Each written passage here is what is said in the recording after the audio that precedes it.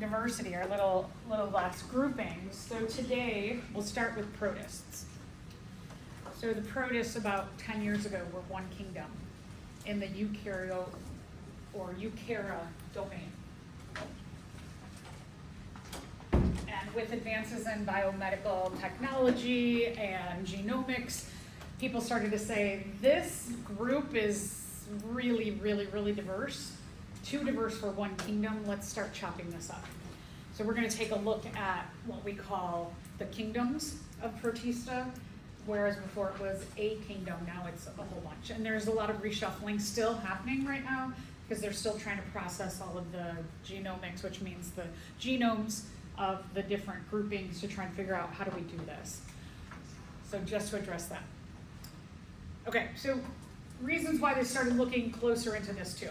There's a huge diversity in the sizes. Some are unicellular. Una means one. So some of them are one cell. Some of them are unicellular, but they live in a group together. So they're the same species. They live in a group. They kind of like split up jobs within that group, that colony, to function like a multicellular organism, but they're really unicellulars that are taking on different jobs. So it's kind of like living in a house with a bunch of people. If you could divide up all the jobs in the house, but you're still the same species, but you do different things to help each other survive better, that's colonial. And then multicellular is bigger organisms. They're made up of more than one cell, and they do all those specialized jobs by themselves. Some are autotrophs and some are heterotrophs. Remember these terms. Auto means self, troph means feeder. They feed themselves within their own cells. When we're talking about autotrophs, mostly we're talking about photosynthetic organisms are autotrophs because they can use the process of photosynthesis to get energy into their cells, and then that energy and oxygen go into cellular respiration, and in cellular respiration, they can process that bigger things of energy they made in photosynthesis to be more useful to their cells. So they can do just roundabout of photosynthesis, cell respiration, and they feed into one another. Whereas us, we have to input the energy and input the oxygen. We can't make that within our own cells. So that's kind of a cool thing for an autotroph. Heterotrophs is us. Hetero means other, troph means feeder. You get your food from somewhere other than your own cells. And then in terms of just, these are kind of like three big categories of diversity. Most of them reproduce asexually, like what we saw with the yeast, like budding, for example. They start to make a genetically identical copy of themselves. So asexually, genetically mostly identical copy. Of course, there could be some mutations in the copying of the DNA, and then some reproduce sexually where they use egg and sperm, and this gives a bit more diversity in offspring because you have within meiosis, or the making of the sperm and the egg, which would be called oogenesis and spermatogenesis. Just in the process of making sperm and egg and meiosis, you've got a couple things that happen, like crossing over of the chromosomes and independent assortment of the chromosomes, which give the sperm and egg diversity. And then you have different organisms that can mate based on their characteristics and choosing, like we talked about with evolution, with sexual selection, that you might look at this one as being a better mate for you because they have better advantageous genes. They have the most advantageous genes, so you try and choose them to mate with. So you get a lot more diversity in your offspring, and remember, per evolution, that the more diversity in a population, the better chance that the population will survive if the environment changes. So things like this kind of thingy here, that's a protist, or this kind of thingy here, they're mostly microscopic protists. That a lot of these, like if you looked at a dish and you had a bunch of protists live, you could see them probably like swimming, like these ones, this or this. You could see them moving, and you could see like green moving and cruising around. but you can't see details unless you use a microscope. So they're like kind of microscopic.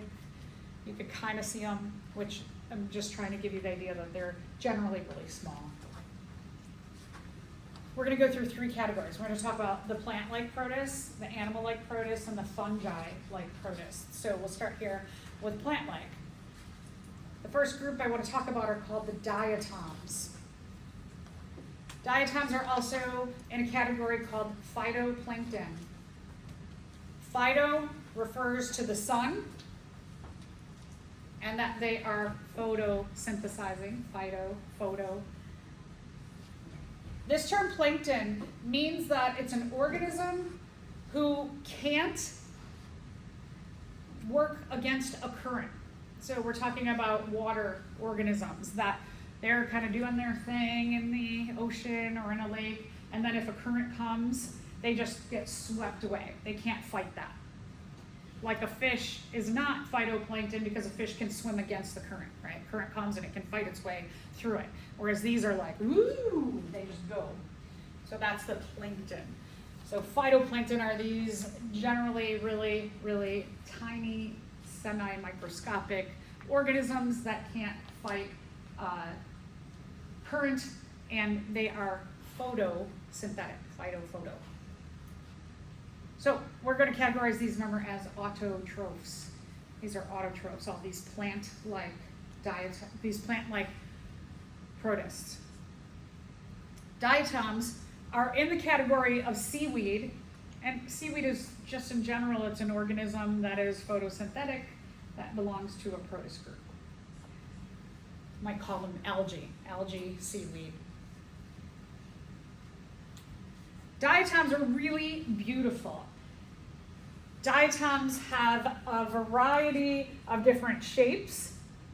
They have a silica shell.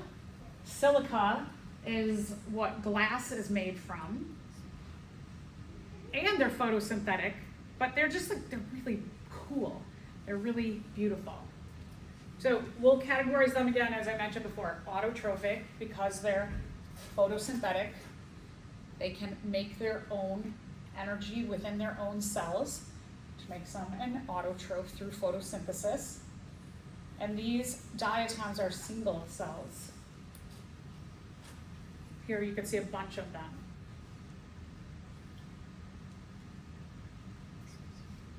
Very ornate. Algae in general is like any protist that's photosynthetic. So this term algae or seaweed generally is like photosynthetic protists. So example of that. Diatoms are one kind of seaweed. Yes. Yeah, good question to clarify. Okay, so check this out. Diatoms make up 70% of our oxygen through photosynthesis. These little teeny microscopic organisms on the surface of the ocean as well as in lakes make up 70% of the photosynthetic activity on the earth. So when we're talking about climate change, one of the things about oceans is that oceans are very susceptible to having effects of climate change through warming of the oceans. If you are this little unicellular organism, now like let's compare that one of these, a microscopic unicellular organism, to us. Let's think about if you get a fever. So flu season's coming. You get a fever from the flu. You've got about 10 degrees between being healthy and dead in terms of your fever going up, right? So we're about 98 degrees. You get up to about 108 and you literally start to cook things like proteins, some of the most important things in our body, your lipids, your cell membranes will start to become more liquidy, then semi-solid, and all of those things stop functioning. So if you are, now we've got a bunch of systems to help us to cool off. We've got all kinds of things that happen when you get a fever that help you to try and like cool your body naturally. They don't have systems, they have one cell. So their susceptibility to rising temperatures from climate change, it might be a little bit more sensitive, or probably a lot more sensitive, than our bodies are, who have all these systems in place to help us survive things like fevers. So that's one thing that they deal with. The other thing is that carbon dioxide, the extra carbon dioxide that's in the atmosphere from the burning of fossil fuels and other things that we do in our life, the carbon dioxide actually will sink into the ocean. Ocean's water is a sink for carbon dioxide, means that it'll absorb it. And what happens is that the carbon dioxide goes through some chemical reactions and it makes the ocean more acidic. So now, thinking about our bodies too, is that we have this whole homeostasis thing of which fever, that fever response, we take care of, try and take care of that. We want a regular body temperature. We also want a regular pH. We want a semi-neutral pH in our body. And if things get too acidic or too basic in our body, they can suffer. Kind of like cooking again, just like a fever. So now they've got two things that they're combating as single cells, is that the extra heat in the ocean and the extra acidity in the ocean.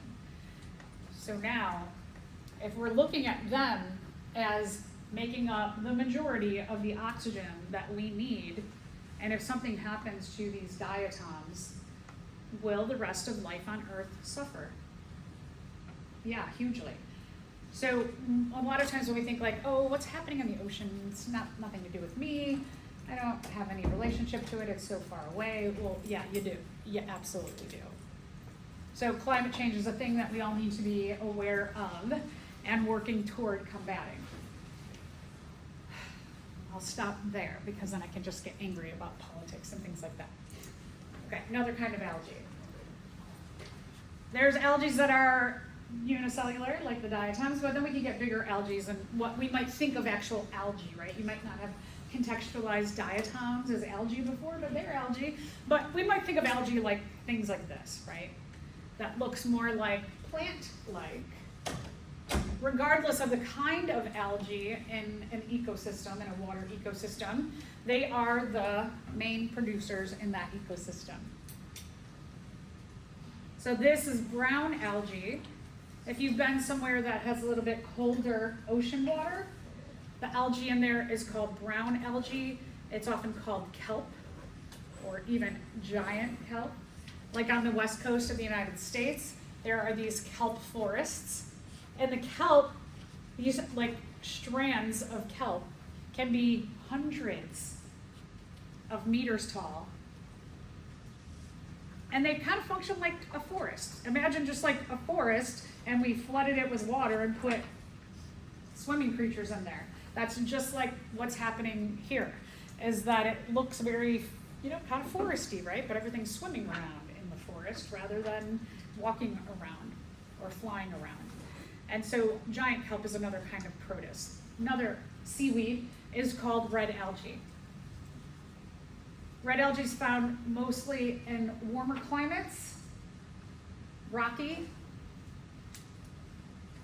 An interesting thing about red algae is that it can absorb calcium and some of the carbon dioxide that goes through chemical reaction in their bodies, and it makes calcium carbonate. We have calcium carbonate in our bones. So they get this kind of like, like skeleton-y type stuff in their cells. And a lot of people in Asia will eat this as a source of calcium. So for somebody who is lactose intolerant, this is great. Because here you can get real calcium from a natural source without having it upset your digestive system.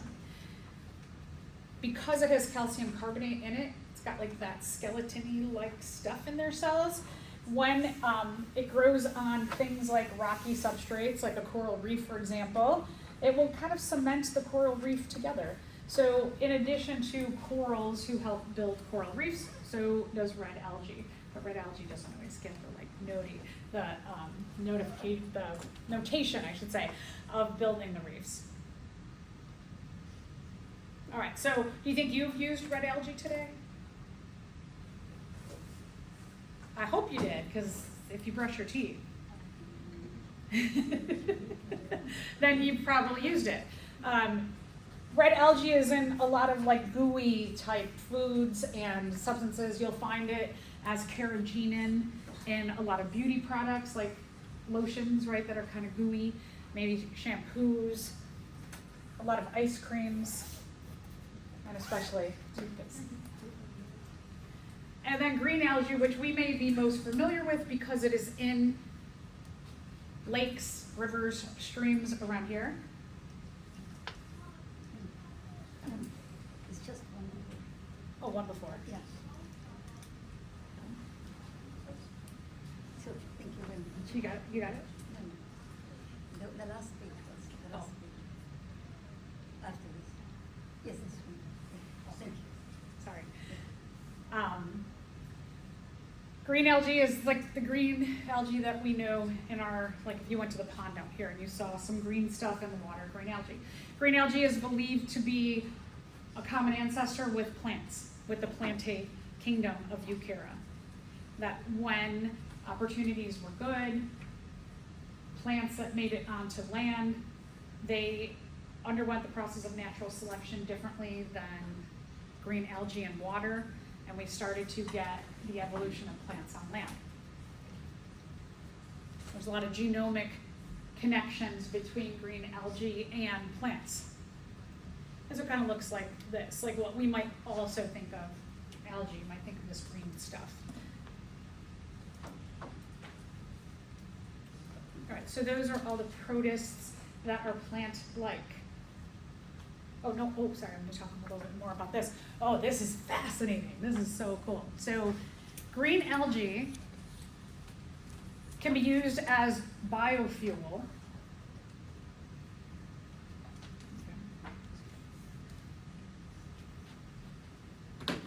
So these are algae farms. These are green algae farms. All right, so a little bit about biofuel. Let's think about like gasoline. Gasoline is made from the compression of ancient dead organisms. And underground with different, like the heat sources and the compaction and chemical processes, dead things can become oil. So people have figured out that we could use live things to become oil, to become gasoline. And they start to raise green algae in these, it looks like giant test tubes or these like packets. This algae can grow to, actually, 2 or 3 times its weight in a day. Imagine if you could grow your weight at least twice what you are, if not 3 times what you are in a day. That's an amazing feat.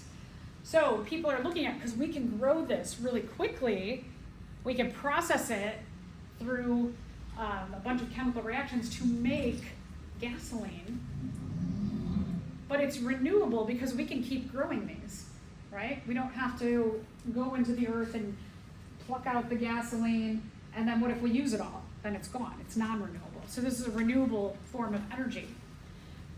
It does take a bunch of like processes to go through. So you need electricity to fuel these plants and all of the like chemical reactions that happen. It's not as easy as just, you know, like, let's grow it up and then I'll put this right into my gas tank and it goes. Well, no, it's not quite like that, right? You've got to chemically process it into gasoline. So what they're finding is that the amount of energy that you need to put into processing the algae into gasoline, the yield, the net yield, the overall, is that you need a little bit more energy to put in than you actually get out as gasoline. So it's not hugely profitable yet, but if you could keep growing this, you've always got this source. So there's like, even though it's not like perfect, it's still like renewable.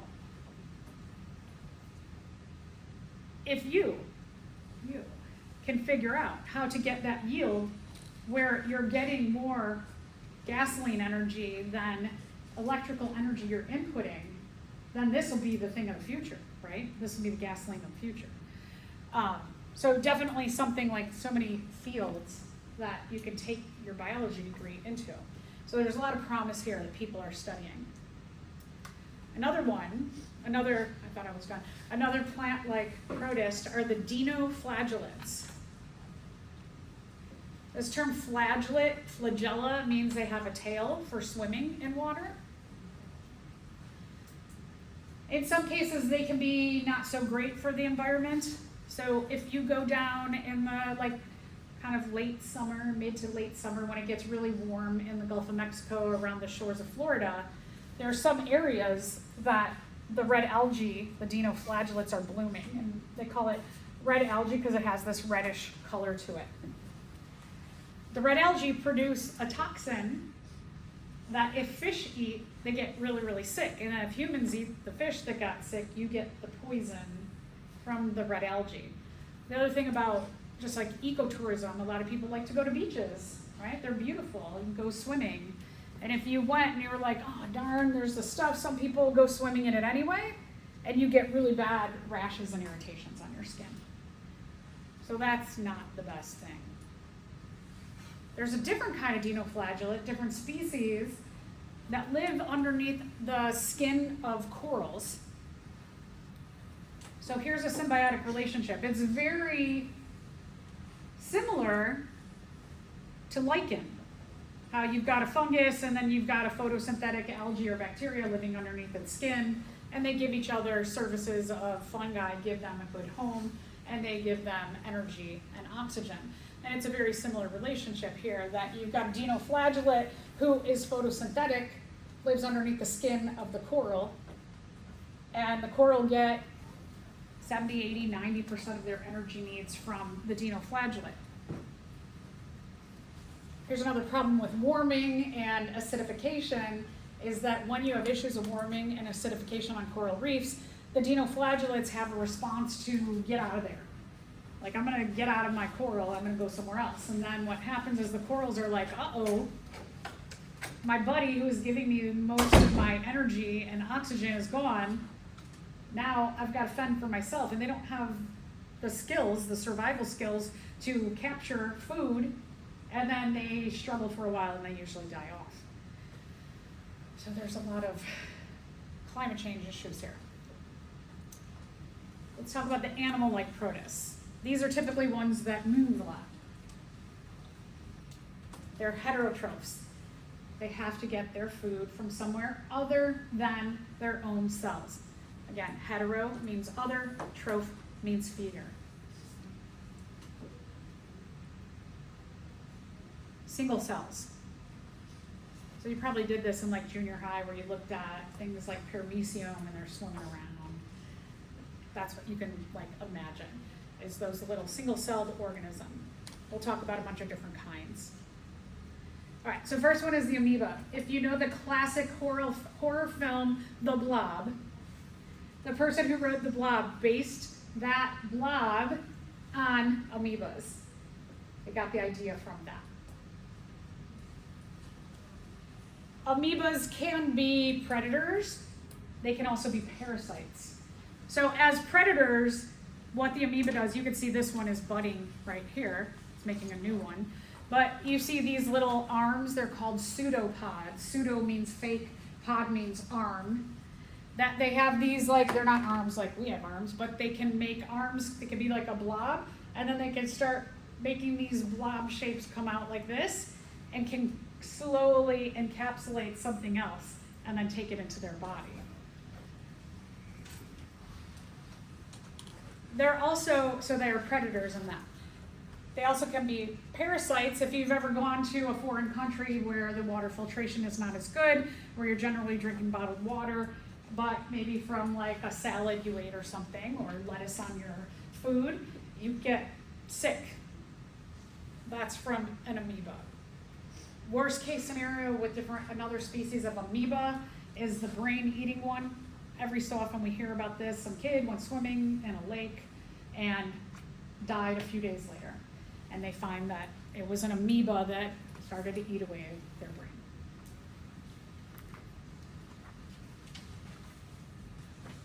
And they're cool. They're like, you can see this one is eating some photosynthetic cells.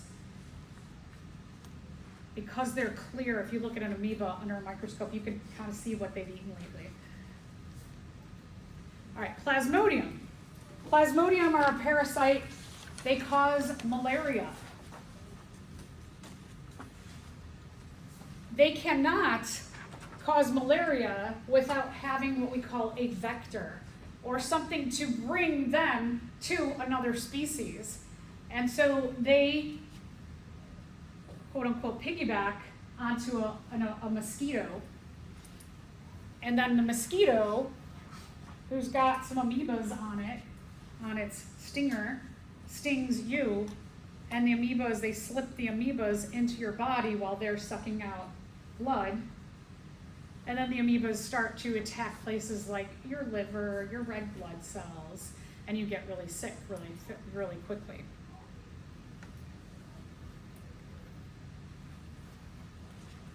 So again, the amoebas, they have to have a vector, the mosquito, to get into the human, and then they generate through the liver and then attack the rest of our body through the red blood cells. So do they share a symbiotic relationship with each other? Or? It's parasitic. Okay. So parasitism is a symbiotic relationship, but it's one where it's not like the happy one. It's the attack one. Yeah, so good. And then last group, I'm going to talk about the fungal-like protists. They're called, one group is called slime molds.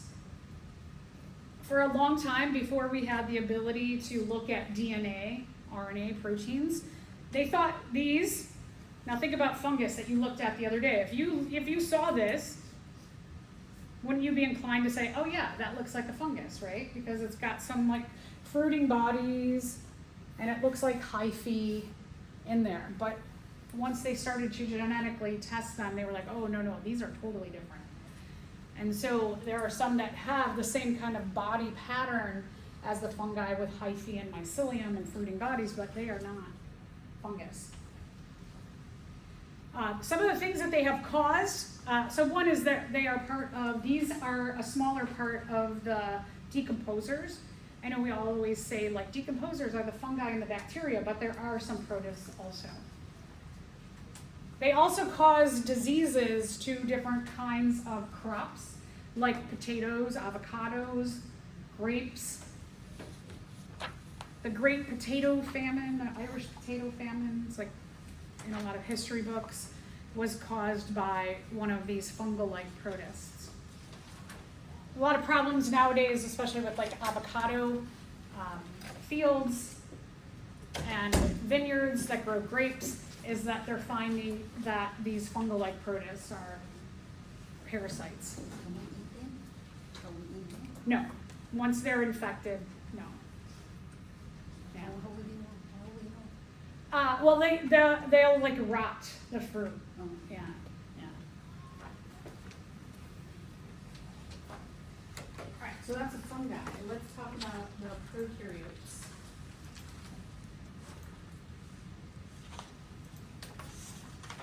When we're talking prokaryotes, we're talking about two domains, the bacterial domain and the archaea domain. So let's get into some definitions. The term prokaryotic, pro means before, karyotic means nucleus. This means they evolved before eukaryotic cells evolved. They have no nucleus. They're also very simple in structure. Their organelles are different than our organelles. They don't have a phospholipid double-bound membrane to regulate what comes in and out. They don't have as many kinds of organelles. And the organelles they have are like, they have some that are photosynthetic organelles, but we don't call them a chloroplast because they function differently. But the ones that are photosynthetic, they still do photosynthesis. Now don't think like, oh, well, they're just like, simple and bad, but they've been around for billions of years. So simple doesn't necessarily mean like not complex. They can withstand a lot more than we can because of their simplicity.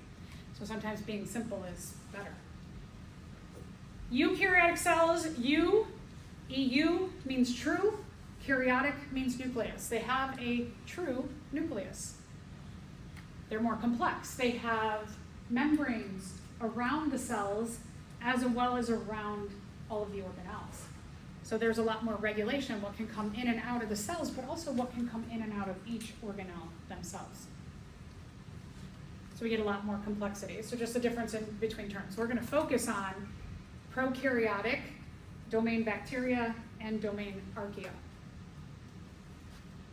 So the two of them, the two domains, when we look at the tree of life, when we look at one of these phylogenetic trees, is that here's where the common ancestor was, which gives us the hypothesis that our common ancestor to all living things was prokaryotic, was unicellular. And that the common ancestor, when it went into different environments, experienced the process of natural selection differently and gave rise to two different unicellular prokaryotic domains. The archaea, where you remember that when you see a branch, that it tells you there's a common ancestor here. There's a common ancestor here. Animals have a common ancestor with fungi. So remember the branching areas say common ancestor. So they have a common ancestor. The eukarya evolved from a common ancestor with the archaea. So what we're seeing in terms of evolutionary relationships is that we have a common ancestor between the domains bacteria and eukarya, and then a common ancestor between the domains archaea and eukarya. So 3 common shapes. There's a lot of different shapes, but let's look at the main ones. Is that you have round or spherical. They're categorized as cocci. Cocci.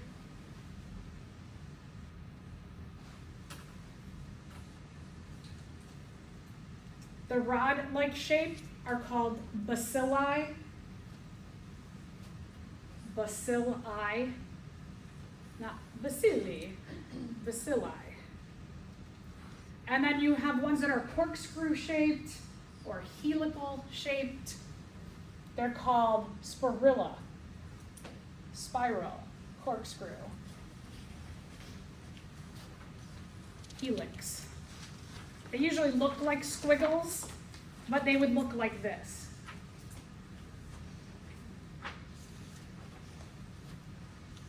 All right, so again, cocci, bacilli, sporilla, just to give you different viewpoints of them, especially this one, that you're really seeing a spiral. In which of these situations would you find prokaryotes? Intestinal tract, polar ice caps, deep sea vents, mud puddle, all of these. Yeah, we find them everywhere. Everywhere. Prokaryotes divide or reproduce asexually via what's called fission. Fission means to split into two.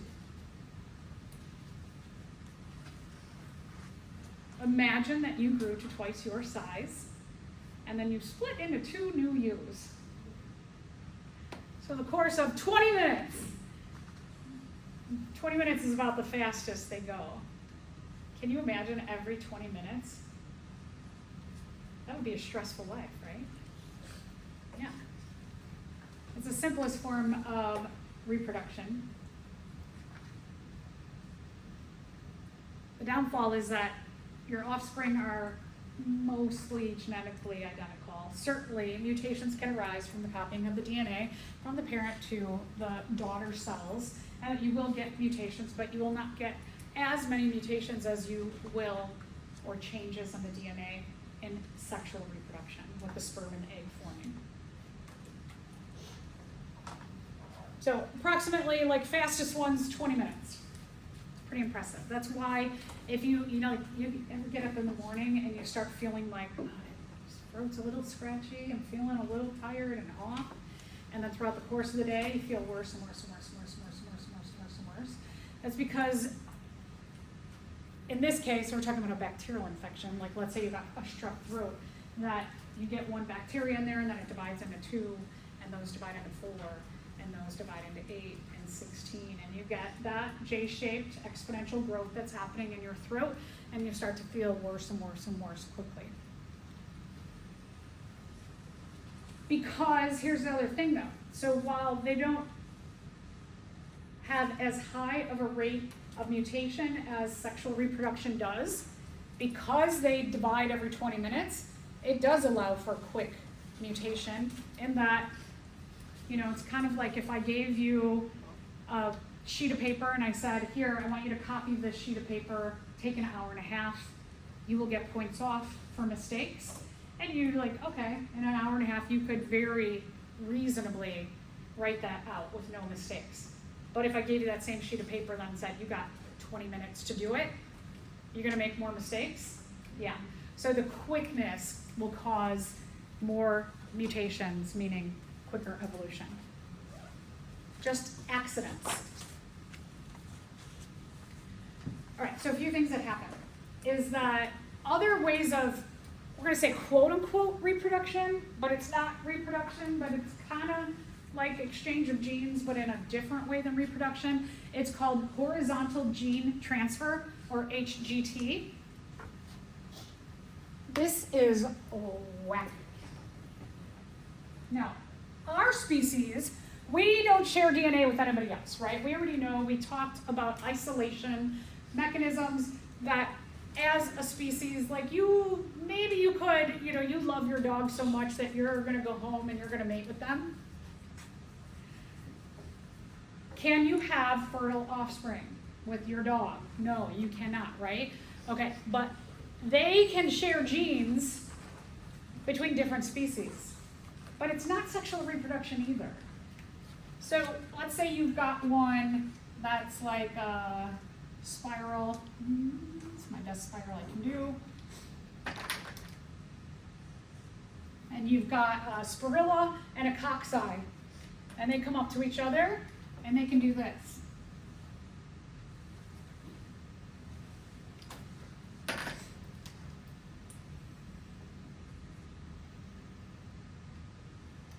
Is that little cocci bacteria can make a bridge and share some DNA with the spirilla one. This is wild, wild stuff.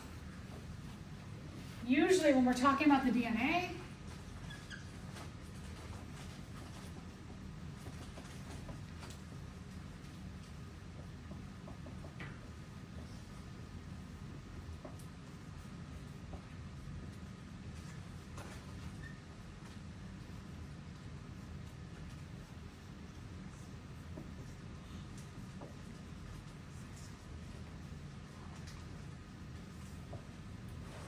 we're talking about what are called plasmids.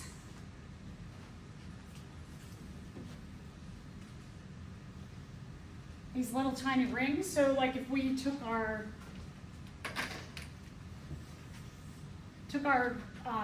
toxic bacteria, you might have a bunch of these in here.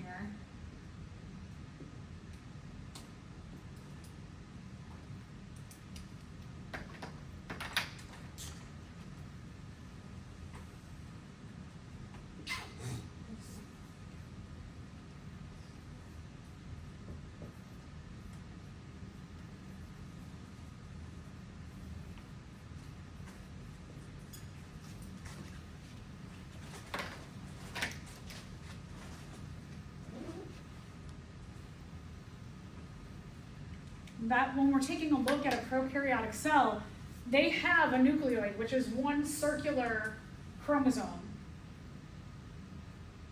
But they also have these little rings of DNA called plasmids, and they can share plasmids between different species. The plasmids could have really important genes on them too. It doesn't, just because they're small, doesn't mean they don't have important stuff on them. Some of these plasmids could have genes for antibiotic resistance.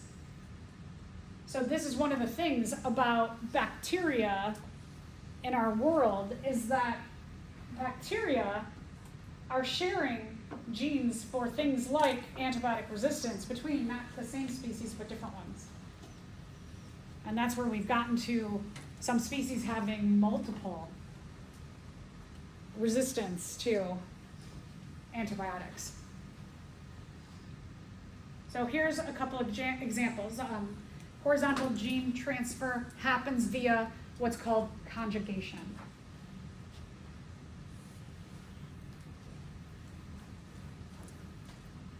So they make this bridge, and the bridge can be kind of like one of two things. So in this picture, what I want you to notice is that, yeah, they're both bacilli, but this one has these like fuzzy things on them, right? So these are different species. This one's a little bit bigger. So we have two different kinds of bacteria here that are sharing some kind of bridge. So that bridge can be one of two things. One, it can be the cell membrane.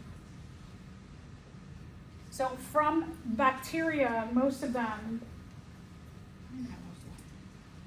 bacteria will have, some of them will have a cell wall.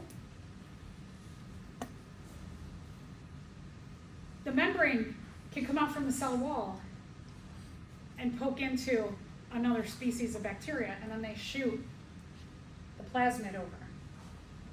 So that's one thing. The other thing is they can use what's called a sex pilus. Pili are like little hair extensions. So like what you saw, like what you see in your picture there on your page, the top one has pili.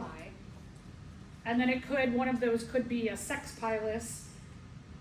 And it's not, again, it's not sexual reproduction, but it's similar in that it's poking into something else and sharing DNA.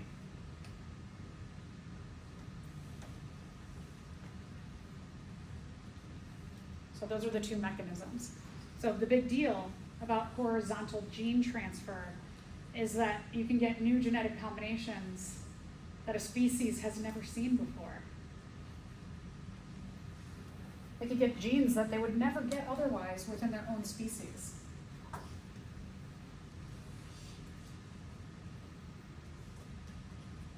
Now this is great. Let's think about natural selection. Natural selection in terms of horizontal gene transfer is amazing for them. Is it amazing for us? No, not so much, right? So for their survival, and this is one of the ways that as we see such simplicity in sharing genes allows them to be around maybe longer, well, of course longer, they have been around longer than we are as being so complex. Simplicity wins here. All right, by what process are bacteria able to gain resistance to antibiotics? Yeah, so this, well, easy right now, think about it next Thursday on the exam, number 30, and all of these questions, right? So, okay, this. A pathogen can be a bacterium, but not all bacteria are pathogens.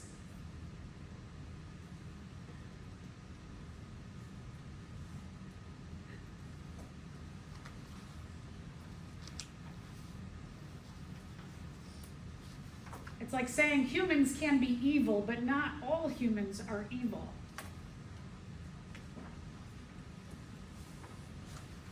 So what this means is that there are some bacteria who are pathogens, but one of the misconceptions in the world is that all bacteria are pathogenic. Most bacteria are important, highly important for our survival. So I know I've talked about this before, but like hand sanitizers, right? That you start using all these hand sanitizers, and you could be wiping away the things that you need the most. So what's the balance, right? You gotta be a little more conscientious about maybe not using it all year long, just when you really need it. Prokaryotes are abundant. A drop of seawater contains hundreds of thousands of prokaryotes. A spoonful of soil, billions of prokaryotes. The human body has trillions. They're everywhere. There's been a lot of studies that say that kids who play in dirt have a healthier immune system than kids who don't play in dirt. There are benefits of what we would call adding to our microbiome by being literally dirty.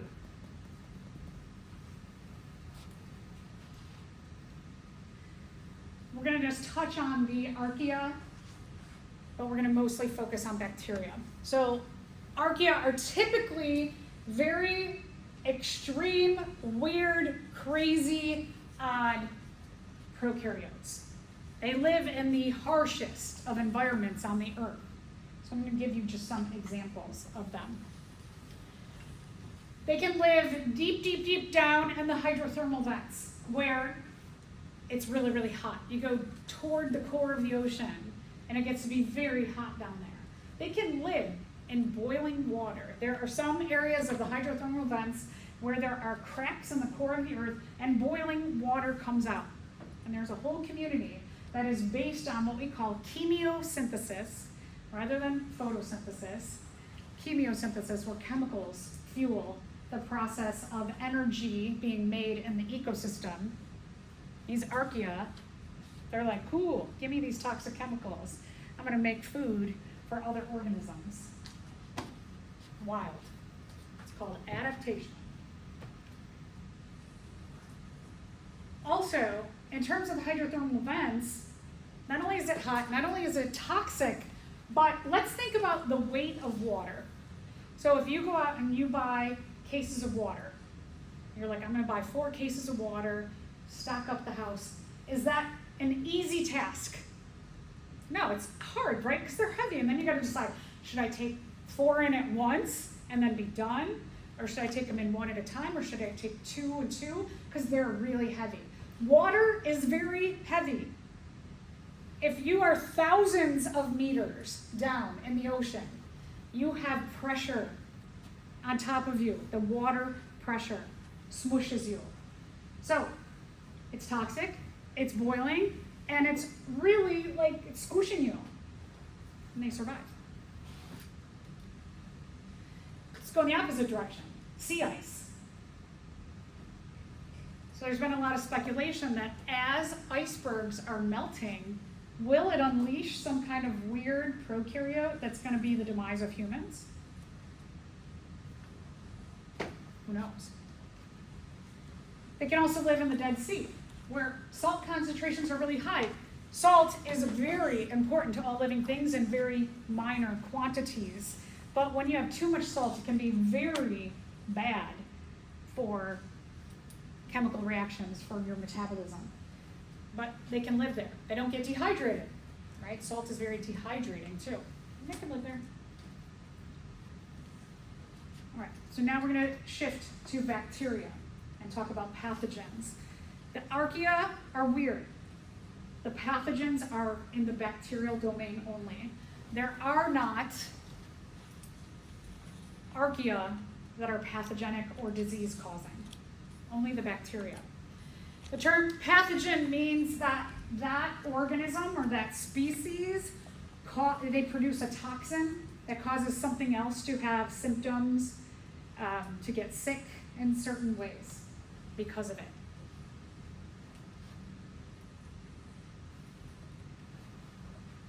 So a couple things to just think about at this time of year. We don't have to worry about it so much in the summer.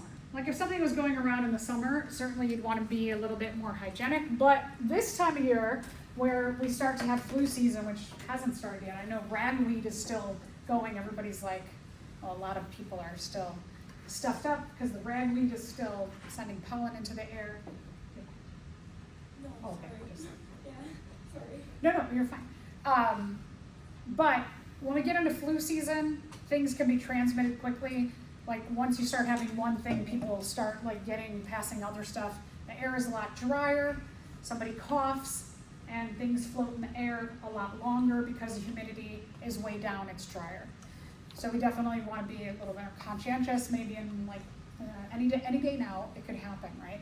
So here's the best thing that you can do. Best thing, instead of using necessarily, I mean, hand sanitizer is great on the run.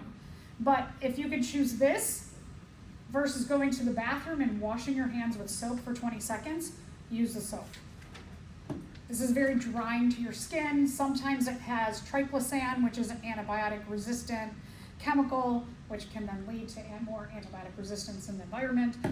So if you can, like, stay away from that, just wash your hands. Washing your hands, so this is really funny. During COVID, were we not bombarded, wash your hands for 20 seconds? We should have always been doing that. I've always done that. You should always wash your hands for 20 seconds. So now I just laugh when I go to the bathroom and I'm like washing and people come in, they go like, I want to be like, get back here. You've got 18 more seconds left. Wash your hands for 20 seconds. Get. Don't touch your eyes, your nose, your ears, your mouth. Don't touch the portals to the outside world. It's very hard. Now that I say that, it's something you're going to touch your mouth, you're going to like rub your eye, you'll be like, ah. So you want to not touch yourself, your face. Also, when you sneeze, it should be a double elbow. Because if you go like this, it just goes out to everywhere in the world. Keep it to you. Your hand should go on your shoulder. I see people go, I'm like, oh, I know, it's still, how many people walk around and they're just like, this is rude. Okay, we'll talk about species.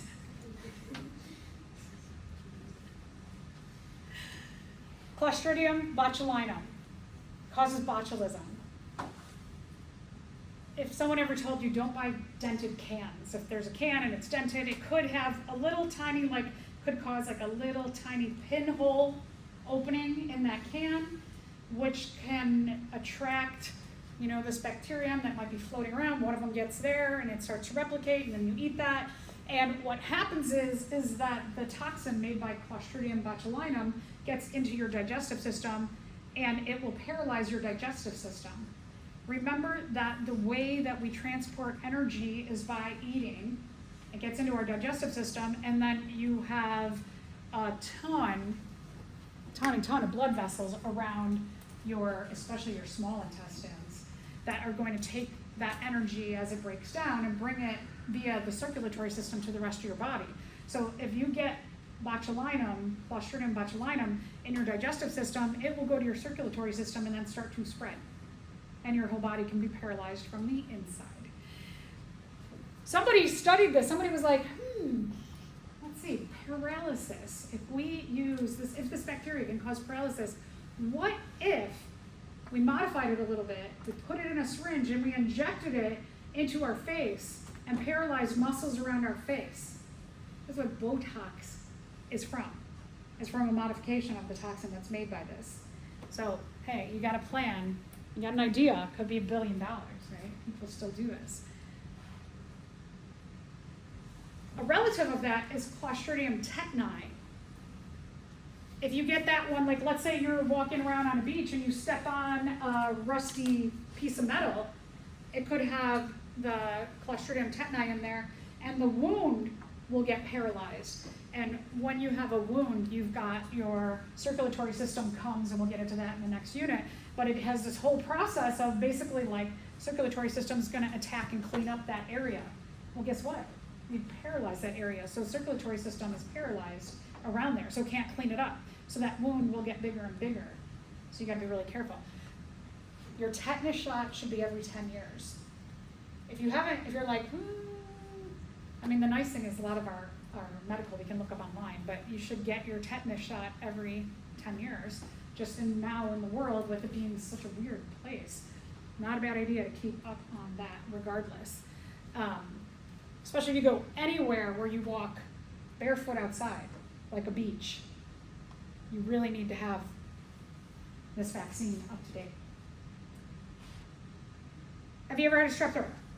I used to until I got my tonsils out. Now I don't get it. Anybody else susceptible to strep throats? Yeah, so we just happen to be ones that strep throat causing bacteria, our immune system doesn't recognize them and they replicate. If you've never had a strep throat, your immune system recognizes that bacteria and attacks it and knocks it out. So you're just kind of like evolutionarily advanced. I'm a genetic mess. Group A, Streptococcus, in general, not just talking about strep throat, but they're all over the place.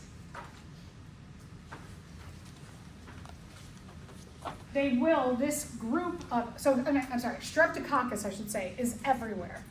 It's like part of our healthy microbiome. There are some strains of Streptococcus A that cause things like strep throat. They cause pneumonia, tooth decay. Like getting my son to brush his teeth twice a day is a chore. And I'm like, you've got to get the bacteria off, because if you do it regularly, you don't brush, they can start to erode the enamel.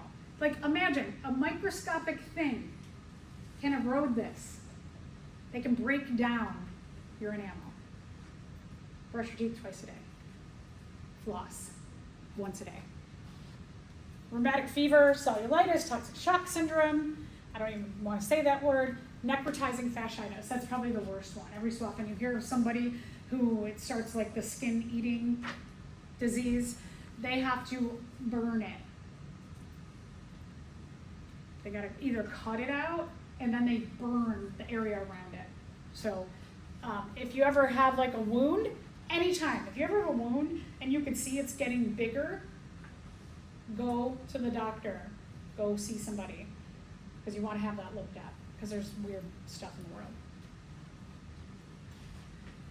This kind of bacteria is easily spread from person to person, but these ones are not super common. And again, like these will become more common as we get into the drier weather, when people will cough. I mean, like you could be carrying, a whole bunch of you could be carrying the bacteria that cause strep throat. You have it in your throat, but your immune system is like, keeps it under control, that it doesn't exponentially grow. You cough or you breathe heavy, goes into the air, I take it in my throat and it just starts to replicate out of control, because my immune system doesn't keep it down. So some of these you could carry, but your immune system just keeps it in low levels. But you could spread it to someone else who is susceptible to that. This is my PSA, especially about this. If you do not have your flu shot yet, I highly encourage you to get one. If you're somebody who says, I never get the flu, well, one day you might. You might have just been lucky. The flu, I'm gonna get to this in a little bit, so I'll get to my PSA on that. But let's talk about necrotizing fasciitis, flesh-eating bacteria. It's not super common. When you are exposed to it, you got about a 15% chance of dying if you have it. A lot of it is how quickly it is caught. So if it's caught quickly and they can like cut it out and then they call it cauterizing, or they kind of like burn that area around it, then it can stay under control. But if they don't catch it quickly, it can really start to cause damage, and it spreads quick in your body.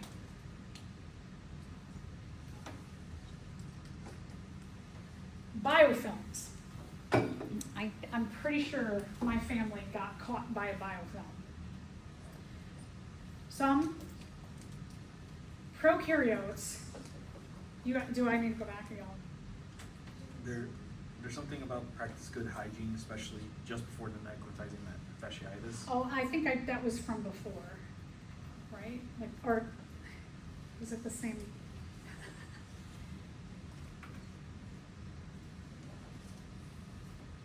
Oh, hand washing. Practice good hygiene, especially hand washing.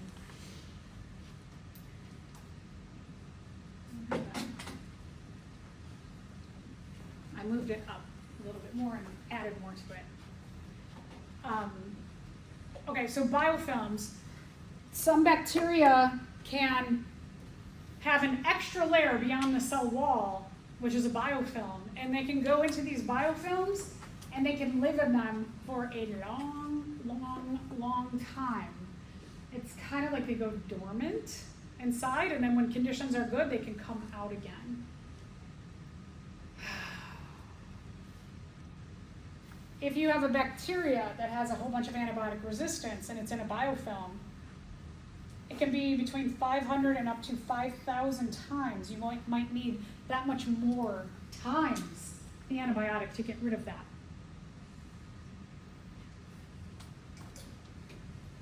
There's a lot of species that can do this. It is very beneficial to them. We had a wide spectrum antibiotic resistant bacteria that spread in my house.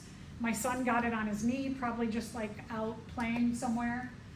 And then he had a huge cyst that formed under the skin, high fevers. He had 106 fever. Went to the hospital, they took care of it.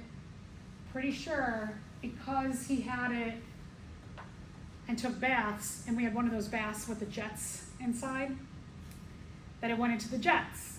Because I, about a couple months later, got it in my armpit. And then my husband got it on his elbow, and all of us had to go to the hospital, high fevers. So, pretty sure that, like, we bleached that bathtub, because they were like, make sure you bleach, do bleach baths, put like half a cup of bleach into your bathtub, and still got us, still spread. Eventually, we just were like, we're not using that bathtub anymore. So we just like, but I'm hypothetically guessing that it was like in a biofilm that the bleach couldn't affect. And then it came out when it was like, oh, this is warm water, but not bleachy water, let me come out.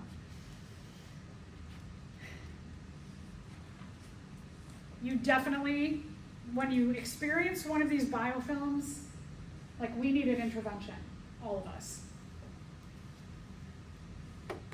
They had to push all of my son called it the yucks because it was yucky looking. A lot of pus. Had to push the yucks out. And then they will go in and they try and, when you have a cyst, they get the cyst lining and they have to go in and like pull that out because it could just fill up again later if you don't do that. So it's like a minor procedure.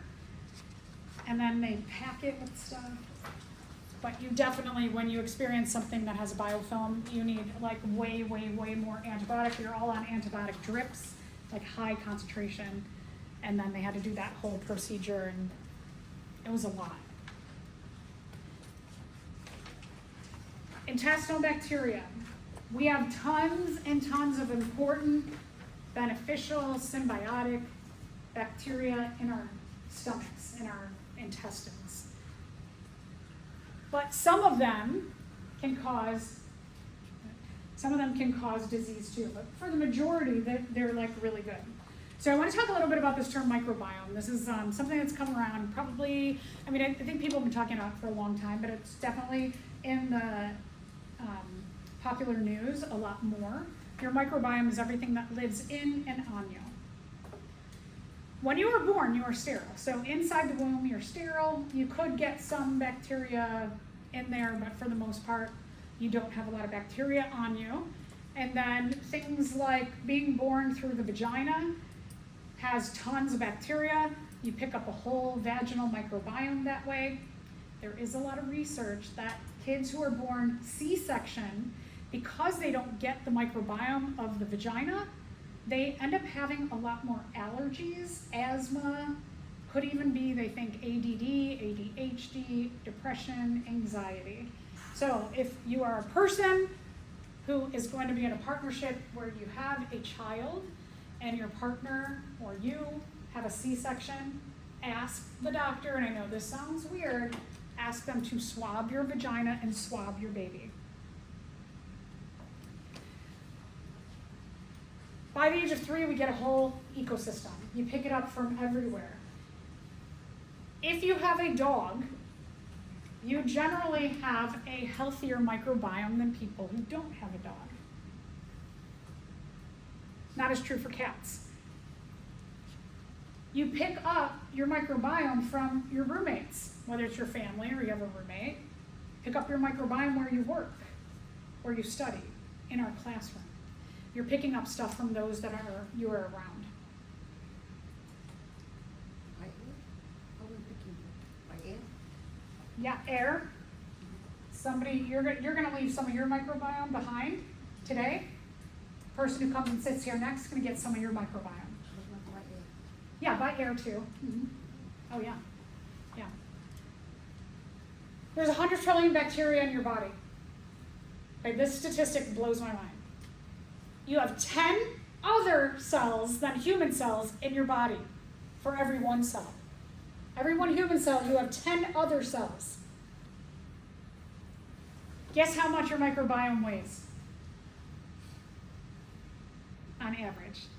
A tenth of our body weight. What? A tenth of our body weight. Less. Way less. About 3 pounds, 2 to 3 pounds. So of your entire body weight, 10 for every one human cell is something else, but because they are microscopic, they only account for about 2 to 3 pounds of your body weight. Pretty wild, right?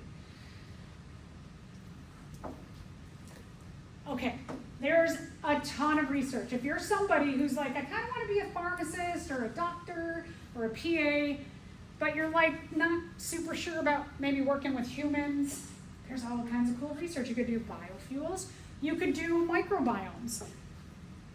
They are finding out that the health of your microbiome may accelerate or de-accentuate certain diseases in the world that they are finding, and they're trying to figure out, does your microbiome cause diabetes, or does having diabetes cause you to have a different microbiome? And they think that's like kind of a little bit of both. That of course there's a genetic factor, but some people don't have genetic factors and they still get things like diabetes because what do? They eat like fast food all the time.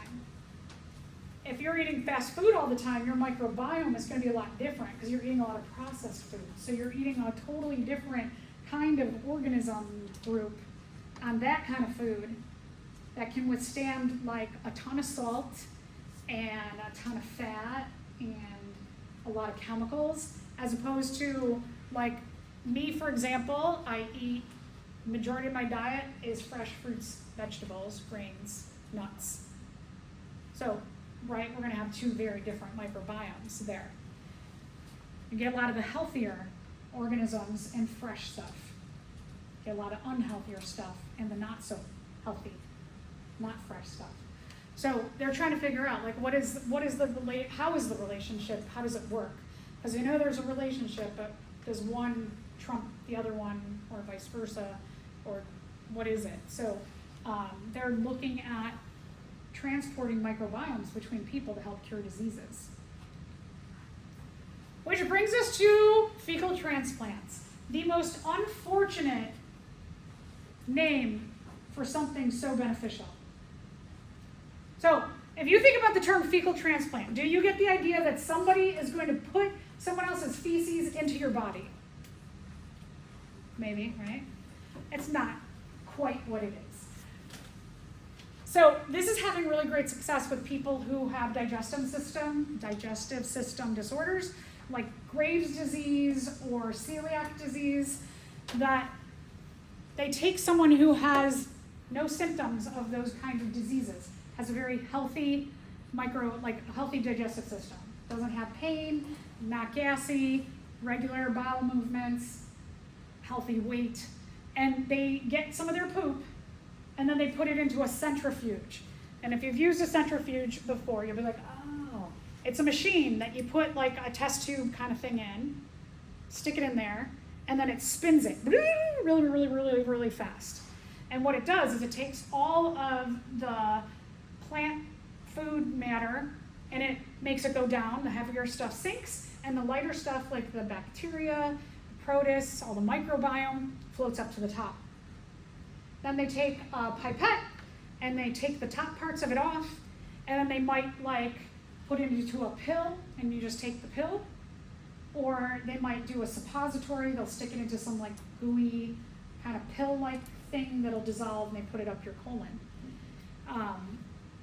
So that's not quite like transplanting feces, right? It's like transplanting the bacteria and the feces. So too bad they couldn't have called it like a microbiome transplant rather than a fecal transplant.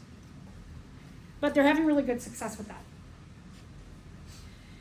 Escherichia coli, E. coli. Most of the time it's really, really good and healthy for us.